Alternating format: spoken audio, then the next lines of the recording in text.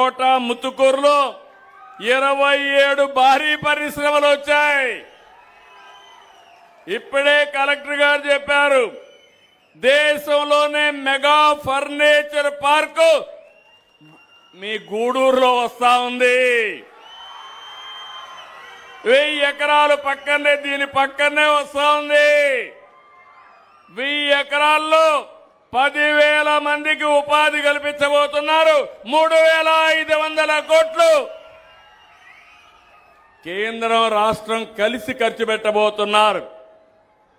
ఒకసారి శ్రీ సిటీ చూడండి, దేశంలోనే ఒక ఆదర్శం.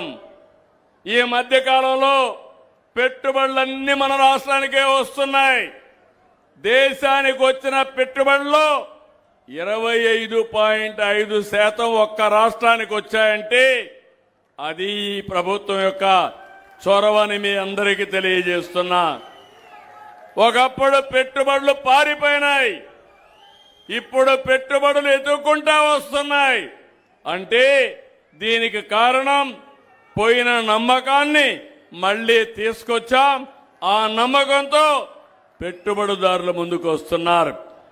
ఇంకో పక్క national highways, state highways, railway corridor రేపు రాబోయే రోజుల్లో నెల్లూరు మొత్తం చెన్నై నుంచి ఇచ్చాపురం వరకు 4 లేన్ రైల్వే ట్రాక్ వస్తుంది.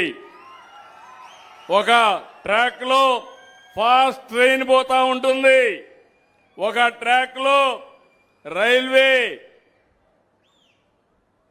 క్యారియర్ అంటే రైల్ కార్గో వెళ్తుంది. లోకల్ ట్రైన్ కావాలంటే ఇంకొక లైన్లో వెళ్తుంది. గుంటూరు ఎప్పుడు కూడా ఫేమస్. దానికి కారణం ఇక్కడ రైల్వే కేంద్రం ఉండడం. భవిష్యత్తులో మీరు రాబోయే రోజుల్లో అన్ని పోర్టులకు అనుసంధానం చేస్తాం. దుగ్గిరాజపట్నం ఎయిర్పోర్ట్ వస్తుంది, ఇంకో పక్క పోర్టులు వచ్చాయి. ఇవన్నీ వస్తే ప్రపంచాన్ని అనుసంధానం చేస్తూ ఆంధ్రప్రదేశ్ రాష్ట్రాన్ని నెంబర్ 1 స్టేట్ గా తయారు చేయడానికి ముందుకు పోతాం. ఇదే కాదు, నేను ఎప్పుడు కూడా సాగునీటికి కూడా ప్రాధాన్యత ఇస్తున్నాను. ఫార్మర్ అనేది ఫస్ట్, రైతు అనేది ముఖ్యం.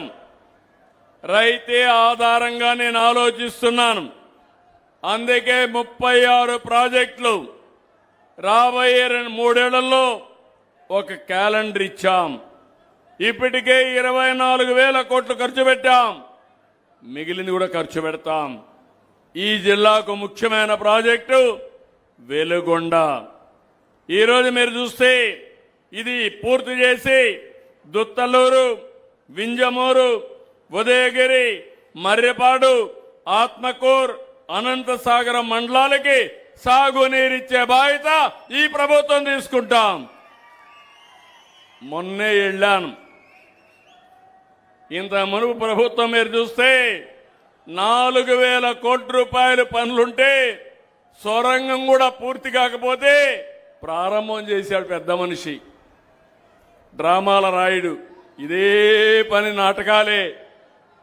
ఈరోజు మీరు చూస్తే నేను వెళ్ళి 900 కోట్ల రూపాయలు పునరావాసానికి డబ్బులు ఇస్తున్నా. మొన్నే 300 రిలీజ్ చేశాను, తొందరలో 600 రిలీజ్ చేస్తాను. మొత్తం కలిసి 2,500 కోట్ల రూపాయలు ఖర్చు పెట్టి ఫేజ్ 1 పూర్తి చేసి ఫేజ్ 2 కూడా పూర్తి చేసి వెలుగొండ పూర్తి చేసే బాధ్యత ఈ ప్రభుత్వానిది. ఇంకొక పక్క పెన్నా సర్వేపల్లి రిజర్వాయర్ని కూడా ఈ ఏడాది డిసెంబర్ కంతా పూర్తి చేస్తాం. మీరు ఒక విషయం గుర్తుపెట్టుకోవాలి, మీలో కూడా ఒక చైతన్యం ఉండాలి. సంక్షేమం, అభివృద్ధి, సాధికారత ఇది ఒక సైకిల్ కింద వెళ్తుంది. అభివృద్ధి జరిగితే ప్రభుత్వాలకు ఆదాయం వస్తుంది, ఆదాయం వస్తే సంక్షేమానికి డబ్బులు వస్తాయి. అప్పులు చేస్తే తర్వాత అప్పులు ఇచ్చేవాళ్ళు కూడా ఉండరు. ఈ విషయం కూడా మనం గుర్తుపెట్టుకోవాల్సిన అవసరం ఉంది. మనం ఎంత చిత్తశుద్ధితో పనిచేసినా ఓసారి కొన్ని సమస్యలు కూడా వస్తాయి. ప్రకృతి వైపరీత్యాలు, ప్రపంచ యుద్ధాలు కూడా మన జీవితాలని ప్రభావితం చేస్తాయి. ఈరోజు మీరు ఒక్కసారి చూస్తే ఎల్నినో ఫ్యాక్టర్ వచ్చింది. యూరోప్ అంటే మీకు ఒకటి గుర్తుంటుంది, ఇది మన ఊర్లో వచ్చిన సమస్య కాదు, ప్రపంచాన్ని ఏదిస్తున్న సమస్య. ఎప్పుడు కూడా యూరోప్లో మంచు ఉంటుంది, అదే మరి ఎండ తక్కువ ఉంటుంది, సమ్మర్లో కూడా 30 డిగ్రీల కంటే తక్కువ ఉంటుంది. అలాంటి దేశంలో 45-50 డిగ్రీలకు వెళ్ళిపోయింది. కార్లు రోడ్డు మీదకి పోతే టైర్లు పగిలిపోయే పరిస్థితికి వచ్చాయి, ట్రైన్లు కూడా నడవలేని పరిస్థితికి వచ్చాయి. నేను మొన్న విజయవాడలో ఎక్కువ ఎండుంటే నేను నీళ్లు చల్లించాను, మీరు చూసుంటారు. అది ఇప్పుడు యూరోప్లో చేసే పరిస్థితికి వచ్చారు. వాళ్ళు కూడా రోడ్డు అంతా నీళ్లు కొట్టించి రోడ్లు చల్లబరిచే పరిస్థితికి వచ్చారు. అంటే నేను ఎందుకు చెప్తున్నానంటే, ఈరోజు మీరు గుర్తుపెట్టుకోవాల్సింది, పోయిన సంవత్సరం వర్షాలు పడ్డాయి, గోదావరి, కృష్ణ నదులన్నీ పొంగి ప్రవహించాయి. నేను కూడా అన్ని రిజర్వాయర్లు నీళ్లు పెట్టి 65% నీళ్ని నిల్వ చేశాను.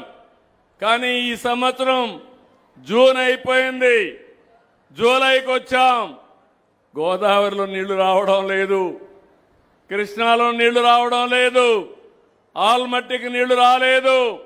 దీనికి కారణం పైన వర్షాలు పడలేదు.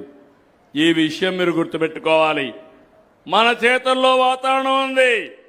అందుకే ఈ సంవత్సరం మళ్ళీ నేను ఆలోచించి ఏదైతే రైతులందరినీ కూడా సిద్ధపరిచి జలధార కార్యక్రమానికి శ్రీకారం చుట్టాను.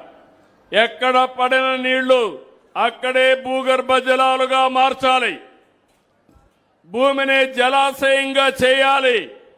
ఇంకో పక్క కృష్ణ గోదావరి అనుసంధానం జరిగింది. భవిష్యత్తులో ఈరోజు ఈ రాష్ట్రంలో ఉండే అన్ని నదుల అనుసంధానం జరుగుతుంది. రేపు రాబోయే రోజుల్లో శ్రీశైలం కానీ నాగార్జునసాగర్ నుంచి కానీ నీళ్లు వస్తే మీ సోమస్యలకి కందలేరుకొచ్చి ఇక్కడ నీళ్లన్నీ కూడా కావేరి వరకు తీసుకుపోవాలని, గోదావరి కావేరి లింక్ చేయాలని కేంద్రం ఈ రాష్ట్ర ప్రభుత్వం కూడా ఒక సంకల్పంతో ముందుకున్నాం. ఇది వస్తే ఇక్కడ ఏ మాత్రం కూడా నీటి సమస్య ఉండదు. నేను ఒకటే మిమ్మల్ని కోరుతున్నా, నీరుండి, పోర్ట్లుండి, ఎయిర్పోర్ట్ ఉండి, భూములుండి, ఇవన్నీగా వేసుకుని బంగారు పండించే రైతాంగం, చదువుకునే పిల్లలు మీరందరూ అనుకుంటే పేదరిక సమస్య పరిష్కారం ఒక పెద్ద ఇష్యూ కాదు. ఇంకొక విషయం గుర్తుపెట్టుకోవాలి, ప్రపంచంలోనే పెను మార్పులు వస్తున్నాయి. కరెంటు విషయంలో ఒకప్పుడు మీరు చూస్తే ఎక్కడో కరెంటు ఉత్పత్తి చేస్తే మన దగ్గరకు వచ్చేది. మీ ఇల్లే కరెంటు ఉత్పత్తి చేసే కేంద్రం ఇప్పుడు సోలార్. మీ పొలమే కరెంటు ఉత్పత్తి చేసుకునే కేంద్రం. ఈ విషయంలో కూడా మీరు సహకరించాలి. మీరు డబ్బులు పెట్టాల్సిన పని లేదు, కానీ చైతన్యంతో ముందు పోతే ఇవన్నీ సాధ్యం. ఈరోజు యుద్ధం వల్ల ఎక్కడికక్కడ చమురు ధరలు పెరిగాయి, కానీ కేంద్రం కూడా ముందుకు వచ్చి రాబోయే రోజుల్లో మొక్కజొన్నతో ఎథనాల్ కూడా తయారు చేసే పరిస్థితికి వస్తున్నారు. మన కార్లన్నీ ఎథనాల్ ఉపయోగించుకుని పెట్రోల్ కాకుండా ముందుకు పోయే రోజులు తొందరగానే వస్తున్నాయి.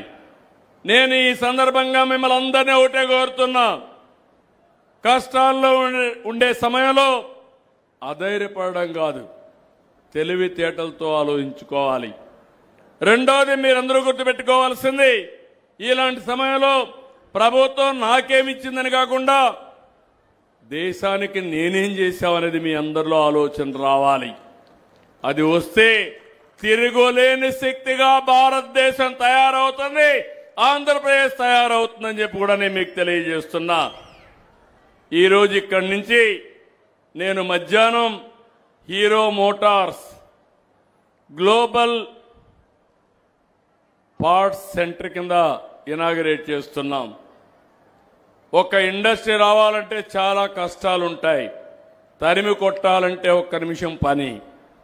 ఇదే హీరో మోటార్ని నేను 16-17లో కర్ణాటకకు పోతా ఉంటే నేను వాళ్ళ ఇంటికి వెళ్ళి వాళ్ళ పెళ్లి జరిగితే ఆ ఇంట్లో ఆ కార్యక్రమానికి అటెండ్ అయ్యి నేను ఆ రోజు హామీ ఇచ్చాను, మీరు రండి, అన్ని విధాలు నేను సహకరిస్తానని. వాళ్ళు వచ్చారు, హీరో మోటార్స్ ఫ్యాక్టరీ పెట్టారు.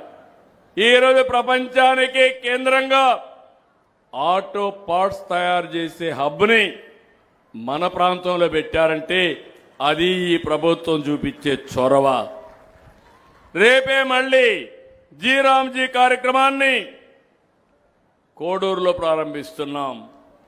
ఎల్లుండ మళ్ళీ కడపలో రాయలసీమ స్టీల్ ప్లాంట్, అది కూడా గ్రీన్ స్టీల్ ప్లాంట్ ని ఫౌండేషన్ ఇస్తున్నాం. 2028 దాన్ని కూడా పూర్తి చేయబోతున్నాం.